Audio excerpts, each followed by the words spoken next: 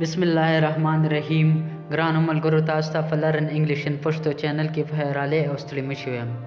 ملګرو په نننۍ کلاس کې به تاسو ته هغه جملې کوم کم چې منګه په خوراک کولو یعنی په روټۍ باندې استعمالو یعنی موږ چې کله روټۍ ته ناست یو موږ په پښتو کې کم خبرې کوو هغه به تاسو ته نن په انګلیش کې هم زده کوم شروعات کوو زه لوګم خصوصومه I am feeling hungry کو ته یو کس ته وایي چې زه لوږه محسوسوم نو په انګلیش کې به ورته وایي I am feeling hungry ته به څه خورې یعنی ته به نن څه خورې که موږ یو کس ته وایي چې لکه ته به نن څه خورې What will you have تا سره کوم کوم اچار دي که موږ یو کس ته وایي چې تا سره کوم کوم اچار دي نو په انګلیش کې به ورته وایي Which pickle do you have آیا تا ناشته کړې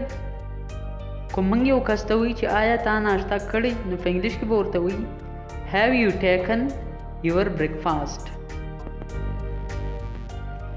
ناشته تیاره کا که موږ یو کس ته وایي چې ناشته تیاره کا Prepare the breakfast راشه موږ یو ځای ناشته کوو که موږ یو کس ته وایي چې راشه موږ یو ځای ناشته کوو نو په انګلیش کې به ورته وایي Let's have breakfast together صرف دا وسکه دا یا صرف دا وسکه که موږ یو کس ته وایي چې صرف دا شی وسکه نو په انګلیش کې به ورته وایي Just taste it نه زه یو پروګرام لزم خو ته به یو کس ته وایي چې زه یو پروګرام لزم نو په انګلیش کې به ورته وایي No I have to attend a party آیا مریم خپله روټۍ خوړلې که موږ یو کس نه تپوس وکړو څوک ورته یادوو چې دې روټۍ خوړلې یا ده روټۍ خوړلې نو په انګلیش کې به ورته وایي Has Maryam taken her breakfast یا meals زر کوه خوراک یې تقسیم کو که موږ یو کس ته وایي چې زر کوه خوراک یې تقسیم کو نو په انګلیش کې به ورته وایي Hurry up the food has been served آیا ته سیګریټ څکې که موږ یو کس نه تپوس وکړو چې آیا ته سیګریټ څکې نو په انګلیش کې به ورته وایي Do you smoke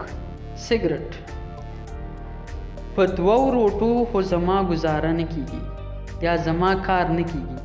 که موږ یو کس ته وایي چې هلکه زما خو په دوو روټو باندې بالکل کار نه کیږي نو په انګلیش کې به ورته وایي Two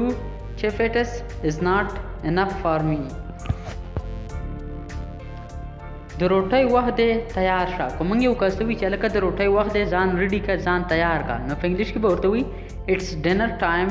to get ready په سبزۍ کې مالګه لږه ده یا کمه ده که موږ یو کس ته وایي چې په دې سبزۍ کې مالګه لږه ده نو په انګلیش کې به ورته وایي This is less salt in the vegetable په خالي خېټه اوبه مسکه که موږ یو کس ته وایي چې په خالي خېټه اوبه مسکه یا په نهره اوبه مسکه نو په انګلیش کې به ورته وایي Don't take water on an empty stomach نن به څه پخوي که موږ یو کس ته وایي چې نن به ته څه پخوي نو په انګلیش کې به ورته وایي What dishes are cooked today ملګرو دا اوس زموږ نننی یو وړوکی شانته کلاس چې په دې کلاس کې موږ تاسو ته